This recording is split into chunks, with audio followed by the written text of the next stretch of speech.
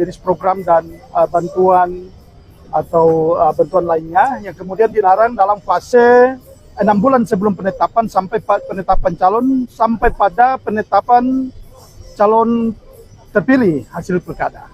Nah, tentunya larangan-larangan ini yang kemudian kami memandang toleransi terhadap pemberian bantuan ini kemudian berimplikasi pada hasil. Karena mahkamah tidak semata-mata hanya memandang soal ambang batas, tetapi ada hal-hal yang kemudian dianggap penting untuk dinilai pasti dimohonkan oleh kami. Karena kami memandang juga lembaga-lembaga yang diberikan oleh amanat undang-undang untuk melaksanakan pelaksanaan pilkada, di dalamnya adalah Bawaslu yang kemudian memiliki tugas untuk melakukan pengawasan, tidak mengawasi secara maksimal dan tidak melakukan penindakan. Padahal implikasi sanksi terhadap pasal 71 ayat 3 di dalam ayat 5 berkaitan dengan diskualifikasi calon petahana yang kemudian terbukti melanggar pasal 71 ayat 3. Mungkin itu nanti Ketua Mahkamah Konstitusi, karena kan DKPP tidak mengenal kadaluarsa kasus, maka kita konsentrasi dulu dalam kaitan dengan perkara yang kita hadapi ini, baru kita akan melakukan langkah-langkah hukum berikutnya untuk terhadap penyelenggara. Lalu apa harapan sebagai kuasa hukum di sidang berikutnya nanti? Ya, berharap yang terbaik, kita lolos dismissal, kita lanjut pada pembuktian untuk membuka secara terang benderang fakta yang terjadi dalam proses pilkada Minahasa Selatan. Untuk itu ya coba konfirmasi ke Bawaslu, tapi mendengar keterangan mereka tadi kan tidak mengurai secara eksplisit mengenai berkaitan dengan bantuan sosial yang kemudian sejauh mana tindakan yang dilakukan oleh Bawaslu. Nah, ini yang penting untuk ditanyakan kepada penyelenggara.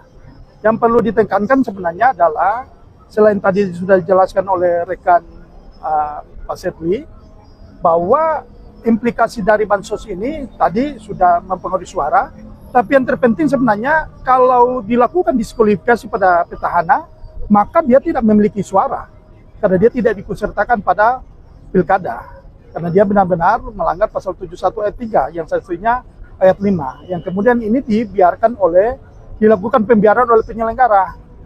Maka jalan satu-satunya yang akan kami tempuh adalah untuk ke Mahkamah Konstitusi. Dan ke Mahkamah Konstitusi bahwa itu telah terjadi pelanggaran secara TSM, terstruktur, sistematis dan masif yang dilakukan oleh petahana, di mana diduga melakukan pembagian bansos, dan pembagian bansos itu kan adalah suatu kegiatan program yang dilarang oleh undang-undang, sebagaimana di pasal 71 ayat 3 tadi Undang-Undang Pilkada. Nah, dalam pembagian bansos itu tentunya kami juga harus sebagai pemohon punya kewajiban untuk membuktikan. Dan kami sudah punya bukti-bukti kuat yang telah kami sodorkan ke mahkamah. Semoga ini proses sidang ini berlanjut dan sampai pada proses pembuktian dan pemeriksaan saksi. Nah, kami sudah punya bukti-bukti yang cukup kuat untuk menguatkan dalil kami. Karena itu semoga mahkamah bisa melihat bahwa ini adalah pelanggaran yang sangat-sangat serius yang harus disikapi. Oleh karena itu kami berkeyakinan bahwa dengan bukti-bukti, dengan dalil-dalil yang kami miliki, itu dapat meyakinkan mahkamah bahwa ini benar-benar terjadi pelanggaran yang sangat serius. Nah, yang kedua tentunya menyangkut dengan penyelenggara pemilu. Nah, ada hal-hal yang tidak dilakukan oleh penyelenggara dalam hal ini Bawaslu, karena dalam Undang-Undang Pilkada mereka juga punya kewajiban melakukan temuan. Selain masyarakat memberikan laporan atas pelanggaran, mereka juga punya kewajiban menemukan kalau ada pelanggaran-pelanggaran yang serius yang dipandang melanggar sesuai dengan ketentuan Undang-Undang Pilkada. Membagi bantuan sosial berupa beras, berupa bahan pokok ya, ada minyak goreng, ada uang, dan itu dilakukan berdasarkan dalil yang kami sampaikan ada 15 kecamatan. Nah, di Minahasa Selatan itu kita punya 17 kecamatan. Tadi sudah melebihi setengah, jadi itu sudah boleh dapat dikategorikan sebagai tindakan yang masif karena sudah dilakukan di setengah lebih ya. Nah, kecamatan yang dibagikan, dan itu dilakukan pada bulan September, mulai sejak tanggal 3 September 2024 sampai pada tanggal 24 September. Jadi menjelang memasuki masa kampanye. Nah, tahapan-tahapannya kan masih bagian daripada tahapan pilkada.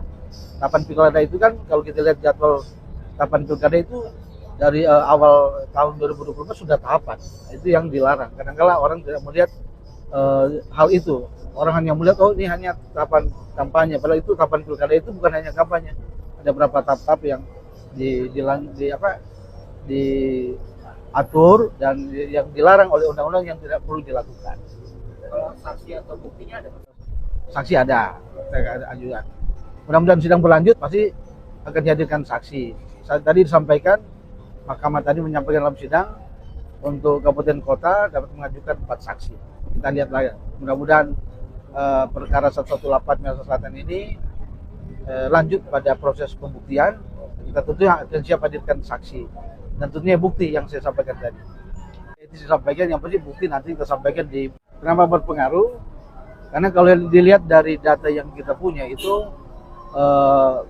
bantuan sosial yang dibagi itu berdasarkan data yang kita punya itu hampir mendekati 15.000, 13.000 lebih, 13.000 bantuan. Itu tentunya mempengaruhi masyarakat. Hal itu kan dilarang. Gitu Bang. Itu seharusnya mereka, karena mereka yang menyatakan bahwa ada putusan, karena mereka yang melakukan penindakan, seharusnya mereka harus buktikan. Mungkin sidang berikut lah mereka. Yang saya dengar tadi ya, hakim